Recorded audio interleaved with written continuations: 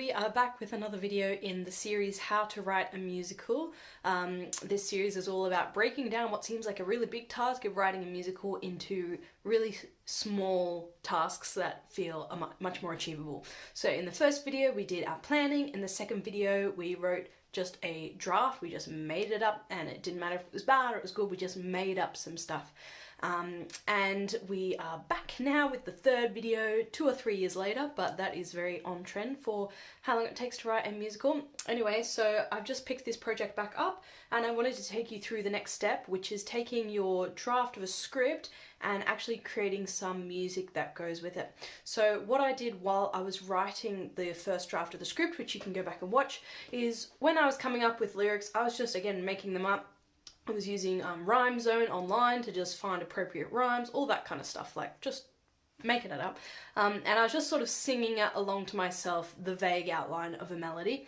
Now when I get to this stage, the melody might completely change if I'm not happy with it, but I am pretty happy with the outline of the melody that I came up with. So what I'm going to do in this step is taking the melody and notating it in a way that adds harmony.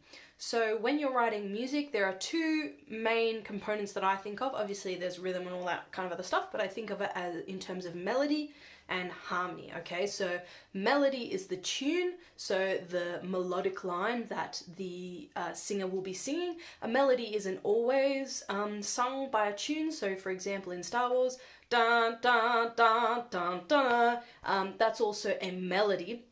The harmony is all of the other stuff that comes underneath, and often it's layered in a way that gives it... Explaining music theory is hard, but basically it's what sits underneath the melody that makes that piece of music unique. So you could have the melody dun dun dun dun dun under completely different harmony, and it would sound like a completely different piece of music. So the harmony is what gives the melody context, if that makes sense. So when I'm writing my music, I think of the harmony in terms of chords, and I keep it really simple because I do not play piano, okay? So I'm having to make this very, very simple. And once again, this is a video series about my process of writing a musical. Yours might be completely different, and yours will definitely be different if you play the piano, okay?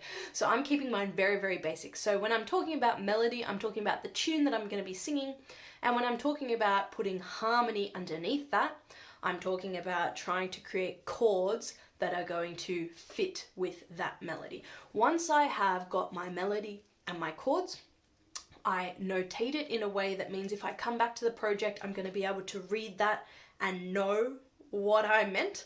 And so once that step is done, you know, we can go on to arrangements, entering that into notation software, Sibelius, working with other collaborators, creating tracks, you know, getting singers involved, all that kind of stuff. But we can't really do that if we've just got a script with some lyrics that we made up. We need to really set that to music and give it the harmony underneath the melody.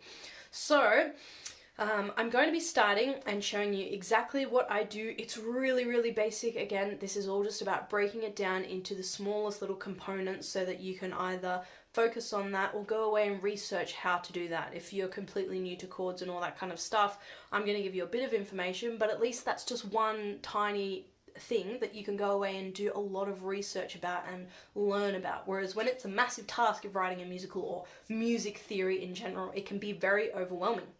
So we're going to start with the first song that we've got for Robot Pigs the musical, and this is when Piggy McPigson is going to his mum to ask for the Xbox 3600. So I'm reading the lyrics that I wrote, and I also have a recording of when I made it up, so I was singing it along. Super, super helpful, especially if you're picking down and putting down and picking up projects. So make sure that if you ever come up with anything, just record it. Audio recorder on your phone, super, super good because it will go out of your brain.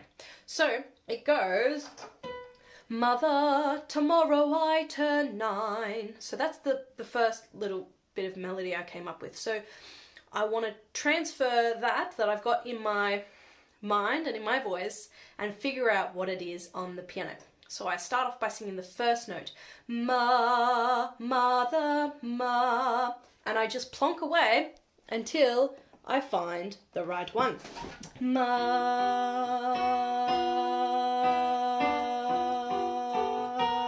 ma.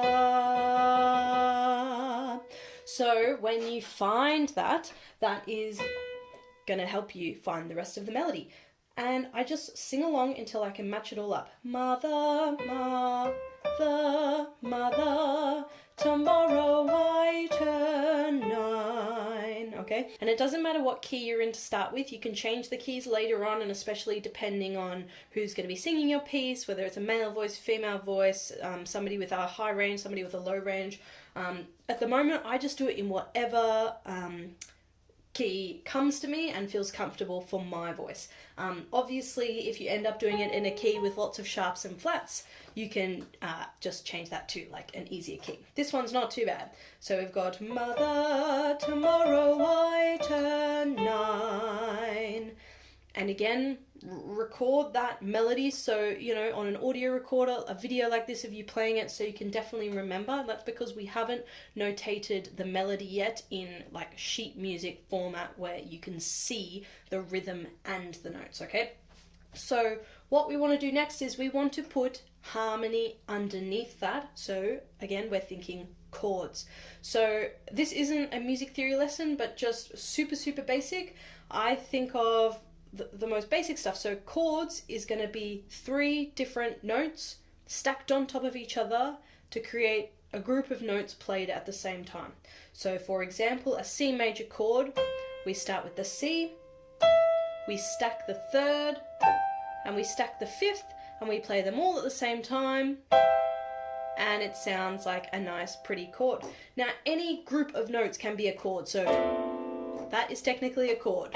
It's a chord. You can have pretty chords, you can have sad minor chords, you can have suspended chords, you can have 7 chords, you know, there's lots and lots of different types. When I'm writing, I keep it as simple as possible, okay? So the only 2 that you really need to know about, in my opinion, are major and minor. Okay, other stuff will come up, but when it comes up, you know, you don't need to understand that theory in absolute complex detail in order to be able to write music, okay? The writing music is much more accessible than you think. So all you need to know is the major chords sound happy and the minor chords sound sad. The only difference between them is that my middle finger, the 3rd of the chord, is just going to go down one key. So that could be to a black key, not down to one white key. It could be the black key, or if it's here, this is also one step. So we've got major chords, minor chords. That's all you need to know. Now, in order to figure out what chords go with your melody, we're going to take a little clue from the notes that are in our melody. So, in the first part of this little section, we've got mother. Now I'm taking a look at what notes they are. It is a B, ma, and a D. The mother. Now, I'm thinking, what chord has those notes in it? Because if the chord doesn't have those notes in it, it could be a clash. So, for example, if we're going to play a C major chord, that does not have a B or a D. So when we play it all together, I mean, it sounds kind of beautiful, but it's not the sound that I'm after. It's a different sound. I'm looking for a more traditional, pleasing sort of sound. So I'm thinking about what chords have B and D. And I can see that a G chord does. That's got the B and the D, as well as the G. I can see that a B minor chord does, has the B and the D, and anything up from D isn't also going to have that B. So we've only got those 2 options really. We've got the G major and the B minor. Now I'm going to test out both of those singing the melody over the top and see which one feels right. So we've got the B minor would sound like this. Mother, mother. Now it sounds pleasing to the ear because those 2 notes from the melody are within the chord. Mother, but it's not the sound that I want in my head that I've got. So I'm going to try out the other option, which is G. Mother, are you ready? Mother, mother, and that is the sound that I'm looking for. So we've gone for the major chord, which is a happier, more grounded place for me to start in the song. Mother, mother. So we've got the first little section, and basically I just repeat this throughout the entire song, and it can be a really slow process, but it gets faster and faster and faster. So we've got mother. I'm gonna figure out the next bit of melody. Tomorrow I turn 9. Tomorrow I turn 9. Now we've got in the melody 2 notes which are right next to each other. So there's not going to be a chord that contains both of those notes. So we could pick the D or we could pick the E. Find the chords that have the D in it, find the chords that have the E in it, and just test out all of those chords until you find something that works. So we've got mother, we could go tomorrow I turn, and I think it sounds okay, but I think the E is on that first beat. Tomorrow, tomorrow I. It's more about the E. So I'm going to think of chords that have the E. We could do an E major. Mother, tomorrow I. It's a bit random. We're going to try mother, tomorrow I. And that is the sound that I'm looking for. The C major chord, which has the E within the chord. And voila. So to finish up the phrase, we're going to need one more chord. So we've got so far, mother, tomorrow I turn, and then the melody goes 9, A. Okay, so our options are, we could do an A minor, A major. Other chords that have the A in it are F major. We could try D major, D minor. So there's lots of chords that have that A in it. I'm just going to cycle through until I find something that fits right. And what we get in the end is mother, tomorrow I turn 9. And we've got a beautiful chord progression. Mother, tomorrow I turn 9. Great job. So all we're doing is repeating that process. We sing the melody and figure out what the melody is on here. I find the notes that are in that section of the melody that are going to overlay with the chord change, and I test out different chords which have that note in it. Now this process might not be the best for people who are wanting to write really complex music or atonal music or music that has a lot of clashes on purpose, because I'm specifically looking for chords that are complementing the melody. But when you're first starting out, it's a really great thing to do, and it has helped me a lot, and it does give my music its own sort of sound that comes from the simplicity. It's often very catchy music and it's easy to follow along with. So if you ever get to a spot where you feel like the major and the minor chords, all of them that you've tried aren't working, which sometimes happens, I just test out other note combinations, okay? And there are probably names for the chords that I'm using. My music theory and piano skills are not complex enough to be able to know it, but as long as I can play it, I can then notate it later. So on the second phrase, we've got mother with the G chord. I know that I'm a swine, but hear me out, there's just one thing. Okay, so I knew on that last little chord there before it resolves, I wanted something a little bit funkier. In my head, I could hear it, so I just had to test what it was going to be until I found it. So we've got mother, I know that I'm a swine, but hear me out, there's just one thing. And it's a little bit funkier. It doesn't necessarily sound as pleasing on its own, and I'm using 4 notes instead of 3. I could use 3, but I'm using that 4th to give it the zazz. Just one thing, and it sounds really nice.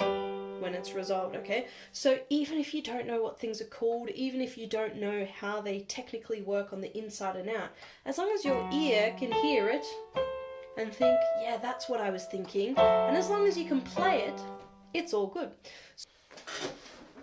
So to notate that, all I do is I go back to my Word document or Google Docs where I wrote that initial draft with those initial lyrics, and above the lyrics where the chords are changing, I'm just going to write the letter and indicate if it's either a major or a minor. So for the very first bar that we did, it was a G major chord. All I'm doing is I'm just writing G over the top of that. So if somebody else was to come along and look at this, they would know that that is a G chord. And if it was a minor, so for example there was a B minor in there, I would write B with a little M next to it to indicate minor, okay? So what this does is that you are recording and notating the harmony and the chords that are going to play underneath. It doesn't show a reader what the melody looks like, so you just have to keep that up in here and again record things on the audio recorder. But what it does is it does give you in the end a sheet of paper which has the lyrics and the harmony that goes underneath. If you don't know what a chord is called, just like for that example then, but you know what notes to play to make it sound like that, I just write down in brackets all the notes that I played to do it. So I would have written down F sharp, A, C, E in little brackets. And so when we go to the next step and we actually input it into the notation software, I know what chords to put in, and that notation software is actually going to tell me what the chord is called. So you can continually be learning and improving through the technology that we have. I think technology is great for writing, and again, just gives more access to people to be able to do it without all of that theory and understanding. So once you go through and do that for every single song, which can be a very, very slow process, hopefully you'll be able to have that piece of paper in front of you and you'll be able to play those chords from reading them and sing the melody, and you'll be able to create the very first demo tracks, okay? So these won't be the final arrangements. This won't be the music that somebody's going to read when they're playing it in the pit of your show. This is just for you as the composer to start recording the harmony and the melody of the song together to write it down. What we are then going to do is take that song that you've notated just with the letters and the lyrics and then turn that into sheet music, okay? So everything's just a little step-by-step process. I hope that helps, and we'll do some more in the next video. Bye!